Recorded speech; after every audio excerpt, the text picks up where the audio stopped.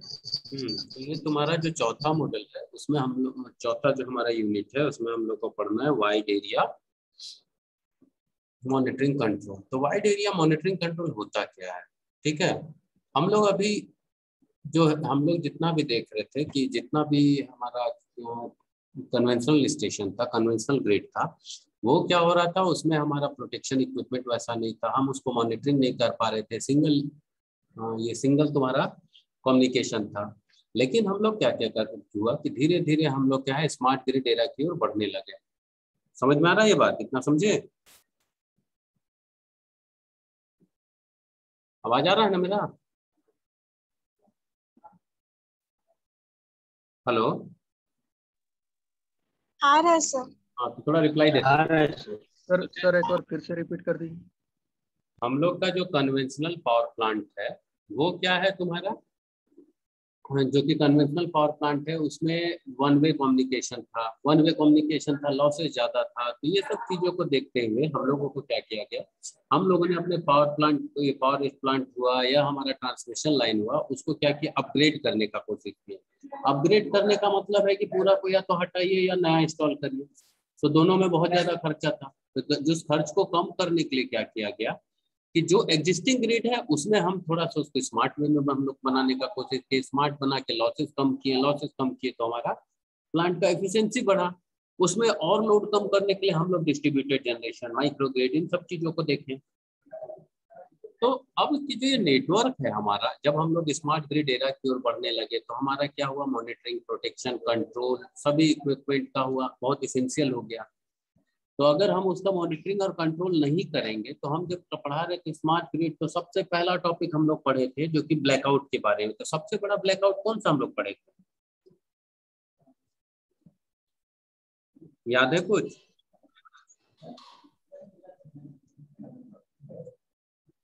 Response दो।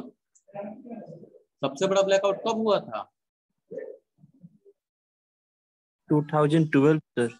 हाँ, 2012 के जुलाई मंथ में वो सबसे बड़ा ब्लैकआउट था। अगर हम मान लो हम जो हमारा पावर सिस्टम है हम उसको मॉनिटर, प्रोटेक्शन और कंट्रोल नहीं कर पाए तो फिर से ब्लैकआउट होने का चांस है या नहीं है? Yes sir. तो इसको रोकने के लिए हमको क्या करना होगा कि हमको इसको मॉनिटरिंग करना होगा पूरे पावर प्लांट को, है कि नहीं? जी सर। और जब हमारा पूरा ग्रिड जो हमारा पूरा इंडिया है तो हम अब जब उसको सबको एक दूसरे से कनेक्ट कर लिए तो अब हम एक जोन की तो नहीं बात करेंगे, हम पूरे ग्रिड, पूरा सिस्टम की बात करेंगे, हमारा पूरा पावर स्टेशन की बात करेंगे जो हमारे पास पूरा सिस्टम अवेलेबल है। तो इसके लिए क्या एक जगह बैठ के इसको पॉसिबल है हमारा ट्रैक कर पाना? बोलो। नहीं सर, नहीं सर। क्यों नहीं पॉसिबल है? सर पॉसिबल है लेकिन सबको आपस में कनेक्ट करना पड़ेगा सर। सबको कनेक्ट करना पड़ेगा और डेटा लेने में उन सब चीजों से हो सके हमें दिक्कत होगा, है ना? एग्जैक्ट सर उसी टाइम का डेटा मिलना मिलना पड़ेगा तभी हो पाएगा सर। तभी हो पाएगा। तो ये एक टफ काम लग रहा है। अब हम यहाँ बैठ के केरल का डाटा मांगेंगे कि हमको फोन पे दो या हमको इस पे लो, तो थोड़ा सा टफ काम है ना? हाँ, लेकिन इसी समय पे एक चीज नाम हम बोल रहे हैं जो हम लोग सब याद करते हैं, जीपीएस। जीपीएस का फुल फॉर्म क्या होता है, कोई बता सकते हो?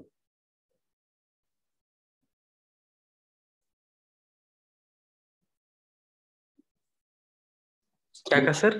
जीपीएस, मोबाइल में जीपीएस होता है या? तो जीपीएस का फुल फॉर्म क्या है? ग्लोबल पोजिशनिंग कुछ सिस्टम। होता है सर। हाँ, ग्लोबल पोजिशनिंग सिस्टम। तो जीपीएस क्या करता है, एक सैटेलाइट है, सैटेलाइट की मदद से हम बहुत बड़ा एरिया को अपनी कैप्चर कर सकते हैं। तो हम जो अपना इक्विपमेंट लगाएंगे वो क्या करेगा, उस जीपीएस से या सैटेलाइट है उससे हमारा कांटेक्ट में रहेगा। वो अपना करंट और वोल्टेज का डाटा, दो ही डाटा ना हमको चाहिए, हमको मॉनिटरिंग करने के लिए किसी ट्रांसमिशन लाइन में जनरली दो डाटा चाहिए, वोल्टेज करंट मिलेगा तो हम बाकी निकाल लेंगे, फ्रीक्वेंसी, पावर फैक्टर सब आ जाएगा। तो जो हर एक इक्विपमेंट है वहां से हम उन दोनों को कम्युनिकेट करने के लिए डिवाइस लगाएंगे जो अपना हर समय का, हर सेकंड का, हर मिनट का, हर आवरली अपना जो डेटा है करंट वोल्टेज का इस जीपीएस को देगा, ग्लोबल पोजिशनिंग सिस्टम। अब वहां से हम कलेक्टिव डाटा को कलेक्ट कर सकते हैं। समझ में आया?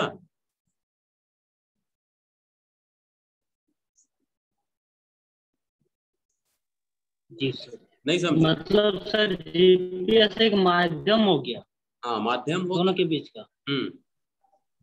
तो वाइड एरिया मॉनिटरिंग क्या है? It is a collective technology to monitor power system dynamic in real time, identify system stability, related weakness and help to design and implement counter measure। तो ये क्या है? एक कलेक्टिव टेक्नोलॉजी है जो एक ही साथ हमारा मॉनिटर करने के लिए काम आता है पावर सिस्टम को, रियल टाइम के उसी समय के डेटा को। ठीक है, कोई दिक्कत इसमें?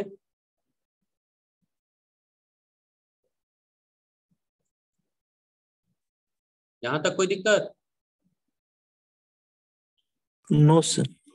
हाँ, तो जो वाइड एरिया मॉनिटरिंग सिस्टम है ये किसको यूज करता है? अभी हम लोग देखें ग्लोबल पोजिशनिंग सिस्टम को। ग्लोबल पोजिशनिंग सिस्टम क्या है? सैटेलाइट सिग्नल है जो कि टाइम सिंक्रोनाइज होता है और यहाँ से हमारा जो पावर सिस्टम है उससे डाटा भेजेगा करंट एंड वोल्टेज का। तो जो भेजेगा उसको बोलेंगे पीएमयू। पीएमयू का क्या फुल फॉर्म होता है? Phasor measurement unit. ठीक है, ये अपना रियल टाइम फेजर डाटा भेजता है, एंगल और मैग्नीट्यूड का, तुम्हारा करंट और वोल्टेज का वैल्यू को रियल टाइम डेटा हमारा भेजता है। कि है ग्लोबल पोजिशनिंग सेंटर या इसको बोलते हैं कंट्रोल सेंटर में।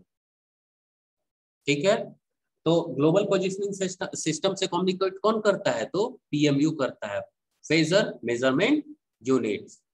क्लियर है?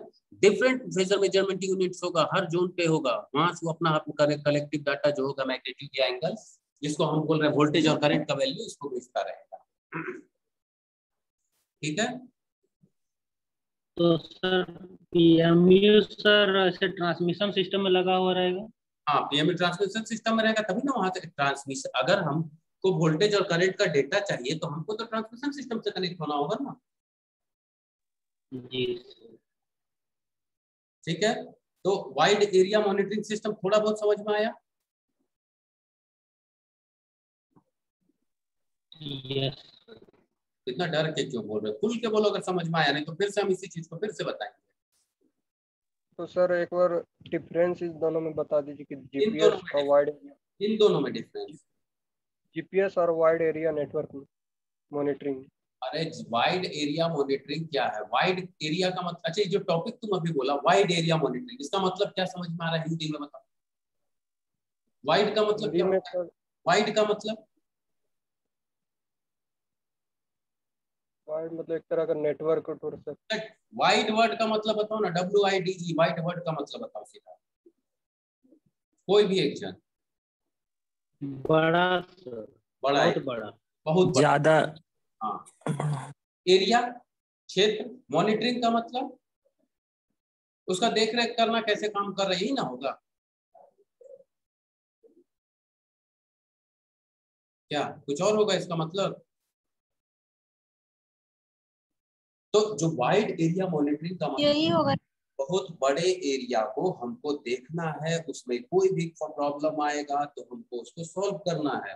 किसी तरीके का भी प्रॉब्लम आता है सॉल्व करना है। तो क्या हमको यहाँ खेती बाड़ी देखना है, एग्रीकल्चर का देखना है? तो नहीं, हमको यहाँ सिंपल सा काम क्या करना है, हमको यहाँ पे देखना है हमारे पावर सिस्टम के स्टेबिलिटी को कैसे मेंटेन कर सकेंगे। जब हम लोग यहाँ पे जितना भी रीजनल स्टेशन है जुड़ चुके हैं, सभी को एक है, तो अब हमको हर जगह का देखना ना डेटा एक ही समय में।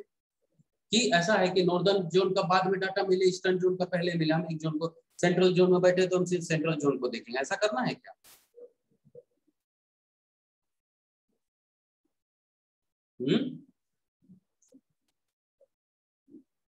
क्या बोल रहे हो?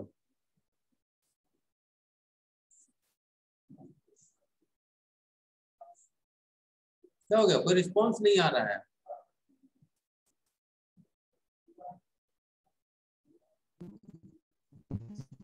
सर नहीं समझे सर। क्या नहीं समझे? हम एक चीज बोल रहे हैं, पूछ रहे हैं कि जैसे अब हमारा देखो यहाँ पे कितने तरीके का जोन था?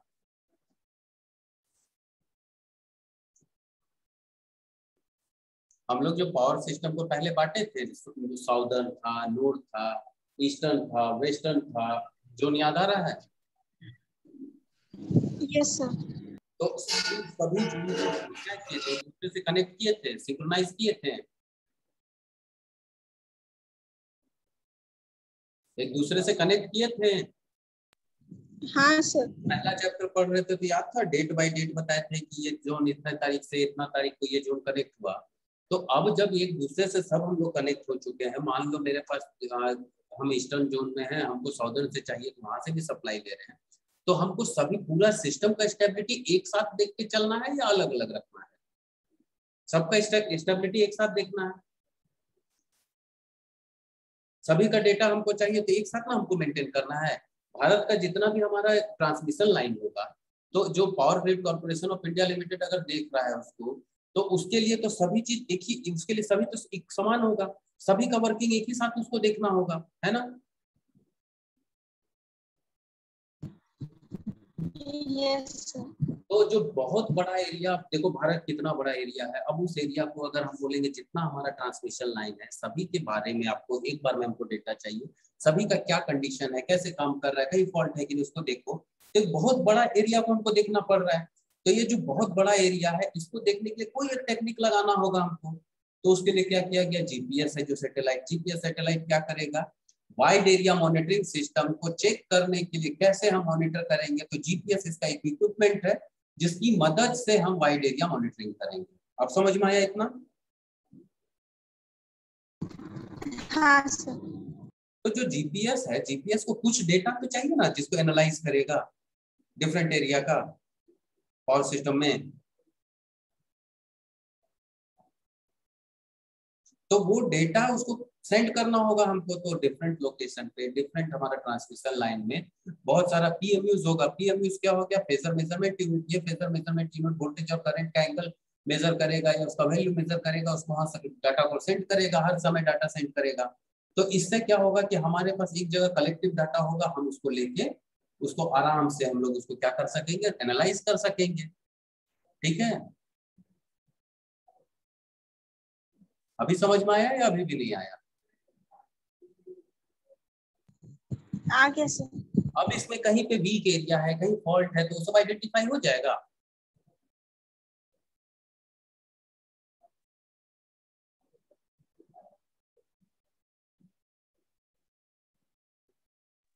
ठीक है, हो जाएगा सर। तो अब हमको इसके बाद यही चीज, चलो एक चीज बताओ कि गोल और बेनिफिट क्या हो सकता है हमारे पावर सिस्टम, ये जो वाइड एरिया नेटवर्क है या ग्लोबल पोजिशनिंग सिस्टम है, इससे जो हम लोग यूज करेंगे। तो अभी तक जो पढ़े हैं तो तुम लोग थोड़ा सा ये बता सकते हो कि इसका क्या क्या बेनिफिट हो सकता है?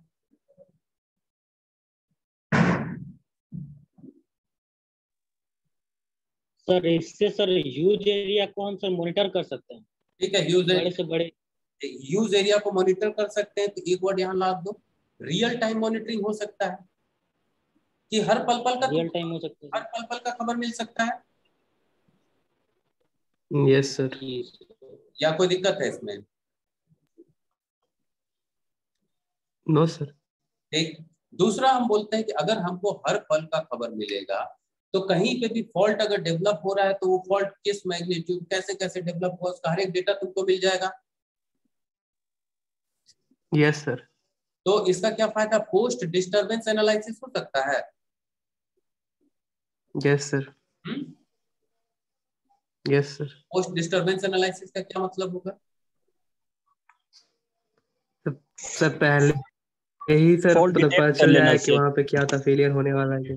पोस्ट मतलब होने वाला है या हो चुका है? पोस्ट वर्ड का क्या मतलब है, प्री और पोस्ट? पोस्ट मतलब सर हो गया, हो चुका सर। हाँ, तो फॉल्ट कैसे डेवलप हुआ, कैसे क्या हुआ, उसका एनालिसिस हमको मिल सकता है।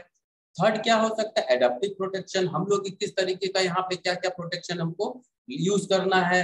ठीक है, और लास्ट में क्या होगा हमारा कि पावर सिस्टम रिस्टोरेशन, कैसे हमारा पावर सिस्टम कितना जल्दी रिस्टोर हुआ या उसको रिस्टोर करने में कितना समय लगा, हर एक डेटा हमारे पास आ जाएगा। तो किसी भी फॉल्ट में क्यों हुआ, कैसे हुआ, उसको रिस्टोर होने में कितना समय लगा, हर चीज हम लोग कैलकुलेट कर पाएंगे या नहीं कर पाएंगे? कर पाएंगे सर। Yes sir. इसका क्या क्या बेनिफिट हुआ, आप समझ में आया? Yes sir. कोई दिक्कत है तो बोलो अभी, यहाँ फिर आगे बढ़ेंगे। No sir.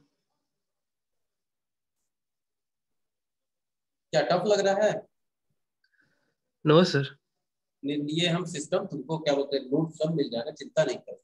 पहले क्या है थ्योरी पार्ट उसको समझ लो, है ना। जैसे देखो अभी भी यस बहुत सारा जगह लैंडस्लाइड होता है, जैसे थोड़ा सा और हम इसको पढ़ाई से हट के लाते हैं तो हो सके ज्यादा समझ में आए। हिमालयन रेंज में अभी देख रहे हो बहुत ज्यादा लैंडस्लाइड हो रहा है, देखते हो ना। यस सर, बारिश का मौसम में ज्यादा होता है। बारिश का मौसम में ज्यादा होता है, तो अगर हमारा उस लैंडस्लाइड से कहीं पे ऐसा हो रहा है कि लैंडस्लाइड हो रहा है और कुछ चीज हो चुका है और कुछ होने वाला है, तो क्या हम उसको वहां खड़ा होकर फोटो खींच के तुरंत एनालाइज कर सकेंगे क्या? No sir. हम लोग जब करेंगे भी आदमी भेज के एक एक जगह का काम करेंगे तो वो क्या क्या होगा, हो सके टाइम टेकिंग प्रोसेस होगा। लेकिन तुम देखते हो कि बहुत सारा एनालिसिस आज के डेट में किया जाता है जीपीएस से, कि ऊपर से सभी का फोटो ले लिया जाता है एकदम क्लोज फोटो, और उसको एनालाइज किया जाता है कि कहाँ पे हमारा लैंडस्लाइड हो, कहाँ पे पानी का जमाव इतना है कि प्रेशर से तोड़ सकता है। सब चीज देखे हो, डेली टीवी में आता है ना न्यूज। Yes sir. तो यही जो सिस्टम है इसको हम लोग क्या करेंगे, पावर सिस्टम में करेंगे यूज, है ना। Yes sir. हम लोग को यहाँ पे क्या चेक करना है, सिर्फ वोल्टेज और करंट का प्रोफाइल को चेक करना है।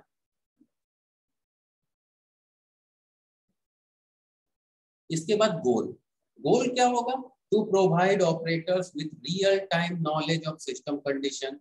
जो भी ऑपरेटर है उसको रियल टाइम सिस्टम का इंफॉर्मेशन होगा। अब इसमें क्या बेनिफिट होगा पीएमयू को, improve calculation for real time path flow and optimal dispatch. Optimal dispatch का मतलब होता है कि कहीं पे भी हमारा ऐसा मतलब क्या रश के साथ हम वहां ना भेज सके, कैलकुलेटिव रहेगा, कभी हमारा लोड नहीं रहेगा, किसी ओवरलोडेड कोई चैनल नहीं रहेगा। हम अगर चैनल ओवरलोडेड नहीं रहेगा तो उसमें फॉल्ट कम आएगा, ठीक है। समझ में आ रहा है बात? Yes sir. क्या दिक्कत हो रहा है, एक ही जन पे केवल आवाज आ रहा है? सर ऑप्टिकल डिस्प्ले के पहले क्या बोले सर? इसके पहले सेकंड पॉइंट पूरा सर क्या बोले, इम्प्रूव? हम यही बोले कि जैसे इसमें जो हमारा पहला जो हम बोले कि जैसे to provide operators with real time knowledge of system condition. Operators का जो है मतलब ये जो हम पीएमयू लगा रहे हैं उसको लगाने का क्या रीजन है, कारण क्या, गोल क्या है। तो गोल यही है कि हमारा जो ऑपरेटर है उसको रियल टाइम डेटा हम लोग प्रोवाइड कर सके। अगर हम रियल टाइम डेटा उसको प्रोवाइड करेंगे तो क्या बेनिफिट होगा उसका, कि कहीं पे हमारा फॉल्ट आ रहा है, कहीं पे हमारा मान लो लाइन में फॉल्ट आ रहा है तो उसको पहले पता चल जाएगा। तो वो क्या करेगा, यहाँ पे जो डिस्पैच हमारा करना है वो उसको दूसरे पाथ से हम डिस्पैच कर देंगे, हमको पता है उस पाथ पे अगर फॉल्ट आ रहा है तो। अगर एनालिसिस रिकॉर्ड हम कर रहे हैं हर सेकंड का तो ये चीज हमको अनुभव हो जाएगा ना कि ये जो हमारा ट्रांसमिशन लाइन है इसमें हो सके फॉल्ट है, इसमें किसी तरह इसमें अभी इम्प्रूवमेंट का जरूरत है, तो हम क्या करेंगे दूसरे पाथ से सप्लाई देंगे या उसको इंटरप्ट करके उसको रोक के हम लोग उसको काम करेंगे, अपना बनाएंगे, ठीक है। जी सर। समझ में आया बात? क्यों हम पीएमयू लगाए क्यों है, पीएम अच्छा एक चीज है, ये जो हम बोले गोल, गोल का मतलब क्या, पीएमयू को हम लगाए क्यों है, जीपीएस को हम लगाए क्यों है, जीपीएस का मदद क्यों ले रहे हैं? पीएलयू सर रियल टाइम डेटा को कलेक्ट करता है और जीपीएस उसको स्टोर करता है और जिसको जरूरत रहता है वहां तक पहुंचाता है। जिसको जरूरत नहीं रहता डाटा एनालिसिस सेंटर को पहुंचाएगा।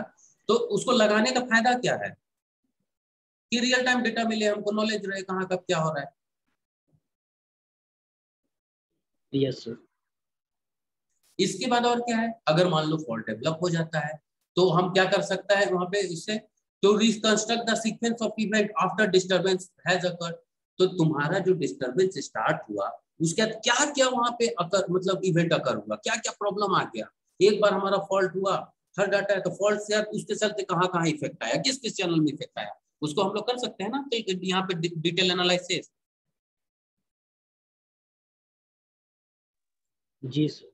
अगर रियल टाइम डेटा मिल रहा है कहीं फॉल्ट आता है तो फॉल्ट क्यों डेवलप हुआ, अगर वो डेवलप हुआ तो कितना है उसका सीवियर हुआ, सीवियरिटी के साथ हम देख सकते हैं कि वो और अपने सराउंडिंग में या और हमारे सिस्टम में क्या क्या चीज को डैमेज किया, ये सब चीज पता चलेगा या नहीं चलेगा? चल जाएगा। तो ये इसका गोल हुआ, मतलब हमको क्या बेनिफिट हुआ पीएमयू से, पीएमयू यूज करने के लिए, ठीक है। इसके बाद क्या होगा, हमको अगर मान लो फॉल्ट डेवलप होने जा रहा है, हमको पता है, एक बार हम देख लिए कि ऐसा ऐसा फॉल्ट इसके चलते होता है, तो क्या हम उसको सिस्टम को वैसे ही छोड़ेंगे या फिर एनालिसिस करेंगे, हम उस पर फिर से काम करेंगे और उसको उसी तरीके से प्रोटेक्शन के लिए हम लोग तैयार होंगे या नहीं होंगे? सर। जी सर। एक बार हमको पता चल गया कि मेरे इसके कारण इतना फॉल्ट आता है, यहाँ पे हमारा ये प्रॉब्लम होता है, अगर हम इस चीज में ये रिले यूज कर लें तो हमारा काम हो जाएगा। तो क्या है, adopt protection to be appropriate with system condition. हम लोग प्रोटेक्शन सिस्टम को वैसा यूज करेंगे जो कि हमारे सिस्टम कंडीशन के लिए एप्रोप्रिएट हो। इससे क्या बेनिफिट होगा, improve backup protection, adaptive protection setting to avoid मतलब फेल्योर। समझ में आ रहा है? जी सर। अब अगर मान लो तुम्हारा बहुत बड़ा एरिया है, तुम मतलब वहां पे फिजिकल वेरिफिकेशन नहीं किए हो और कुछ भी तुमको नहीं पता है, तो वहां पे जाके रिस्टोरेशन का काम करना आसान होगा? नहीं सर। कहाँ कहाँ फॉल्ट है, क्या सिवियरिटी, कुछ नहीं पता है। लेकिन पूरे सिस्टम का तुम्हारे पास उस जगह जो जाल बिछा हुआ है उसका पूरा डेटा है, हर नोड का। मान लो 10 नोड है, 10 में से मेरा 1 2 3 4 5 6 7 8 9 10, तो 7 8 9 में फॉल्ट है। अगर हमको नहीं, हम कोई पीएमयू का डाटा, कोई जीपीएस का डाटा नहीं, कोई एनालाइज नहीं किया, हमको नहीं पता कहाँ फॉल्ट है, तो हम हो सके तो सभी लाइन को टेस्ट करना होगा 1 से 10 तक। लेकिन अगर एक नोड से लेकर 10 नोड तक अपना पूरा पीएमयू हर एक का दिया हुआ है डेटा, वोल्टेज करंट, तो हमको जहां फॉल्ट आएगा अपने वहां मैग्नीट्यूड और इसका चेंज हो जाएगा। तो हम 7 8 9 को ही जाके सीधे चेक करेंगे, उसको डिस्कनेक्ट करेंगे और वहीं पे हम क्या करेंगे, रिस्टोरेशन का काम करेंगे, प्रॉब्लम को सॉर्ट आउट करेंगे। तो ये सब डेटा एक तरह से हमारे सिस्टम ऑपरेटर को असिस्ट करता है रिस्टोरेशन के लिए, वो डाटा प्रोवाइड करता है जो पीएमयू की मदद से। जी सर। तो अगर हमारे पास प्रीवियस डाटा मिला हुआ है तो सबसे पहला हमको फायदा क्या होगा, रिस्टोरेशन टाइम क्या हो जाएगा, कम हो जाएगा। कम हो जाएगा। दूसरा, अगर तुम कहीं पे काम कर रहे हो, किसी जगह पे तुमको कुछ नहीं पता, एकदम ब्लैंक हो और काम कर रहे हो, तो तुम्हारे दिमाग में एक ये डर रहेगा ना कि हो सके हम यहाँ कनेक्ट करें तो आगे भी फॉल्ट हो, या हो सके उस फॉल्ट के चलते हमको भी शॉक लगे। ये चीज दिमाग में डर रहेगा नहीं रहेगा?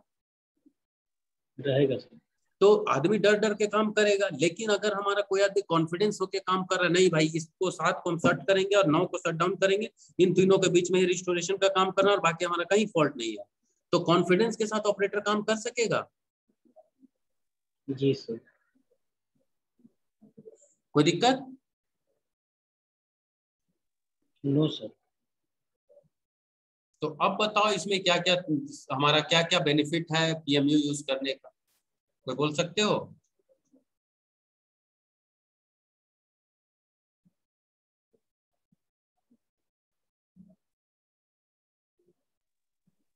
नहीं?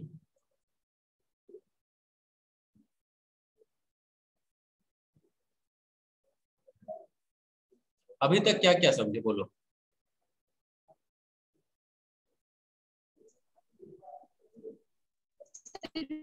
रियल टाइम मॉनिटरिंग होता है सर, फॉल्ट को डिटेक्ट कर सकते हैं जीपीएस के थ्रू सर।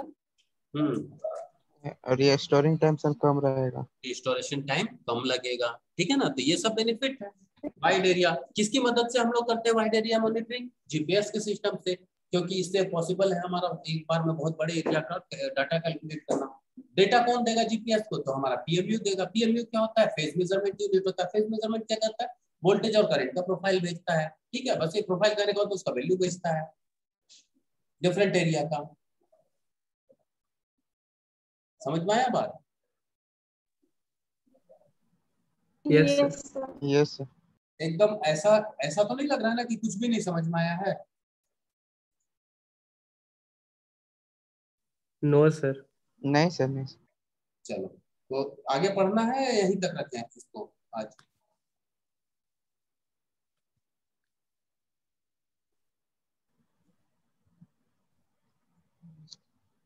सर पहले वाला सर का वीडियो नहीं बनाइएगा सर। पहले वाला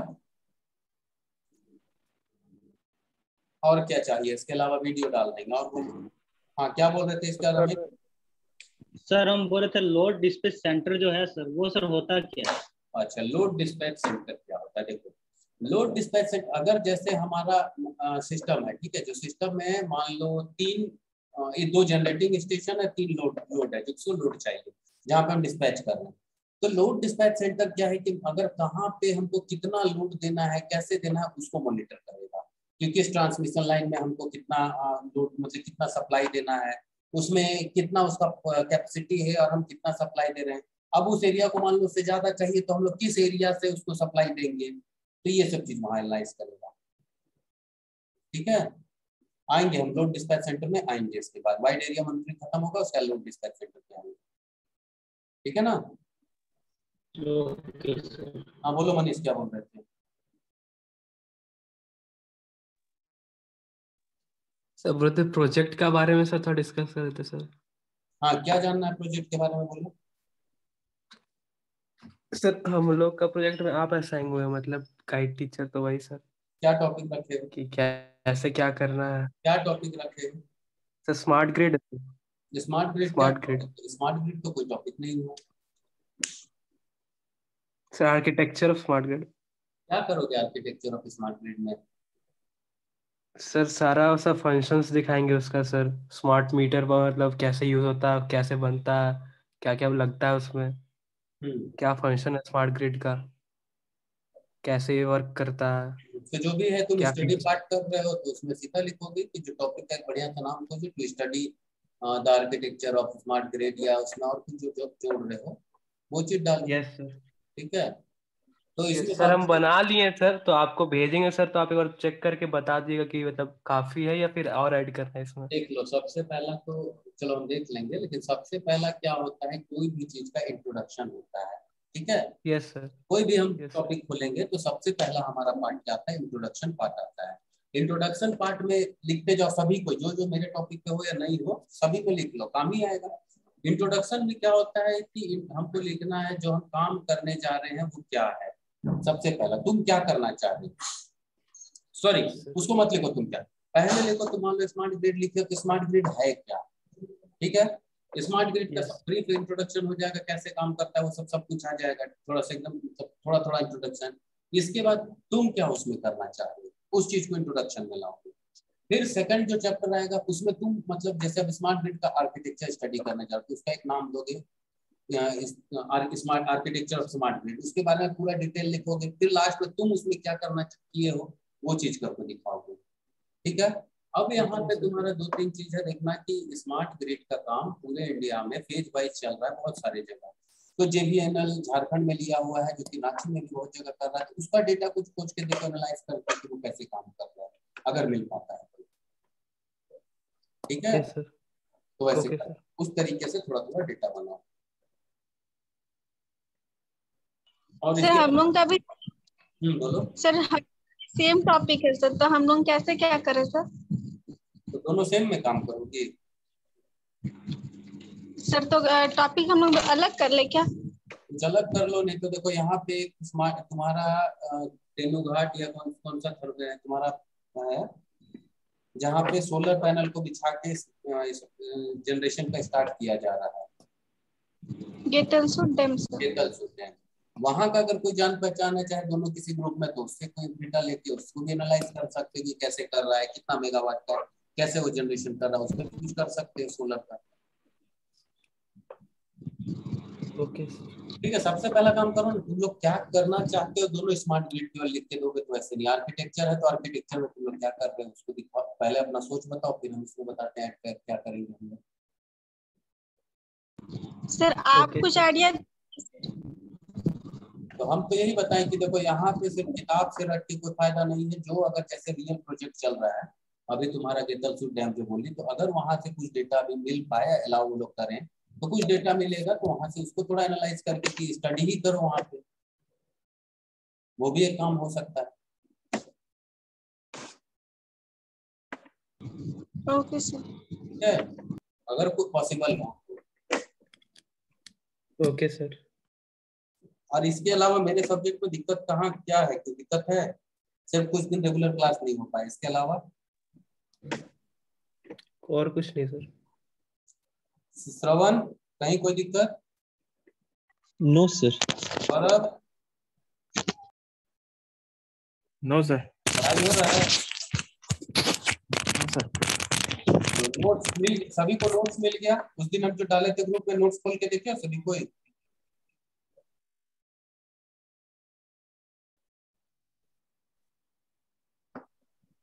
कुछ नोट्स डाले थे, कुछ पेपर था, वो सब डाले थे जिससे हम पढ़ाए हैं।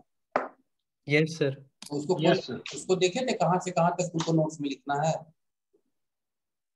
पूरा नहीं देखे सर, एक दो देखे थे सर, पूरा 3 भेजे थे ना आप? पूरा देख लो। कहीं डाउट है, यस। किसी तरीके का दिक्कत है तो उसको बोलो कि सर यहाँ नहीं समझ में आ रहा है, उसको हमको बताइए और उसको हम फिर क्लियर करेंगे, तब समझ में आएगा। ये नया चीज है तो थोड़ा सा इंटरेस्टिंग भी है और थोड़ा सा इसमें नोट्स के लिए किताब खोजोगे तो उतना आसानी से नहीं मिलेगा, तो इन्हीं सब चीजों से पढ़ना है। Okay sir. ठीक है, चलो यहाँ तक रख रहे हैं। किसी तरीके का डाउट होगा इसको पूछ के खत्म करोगे, डाउट बचा के नहीं रखोगे, है ना? Okay sir.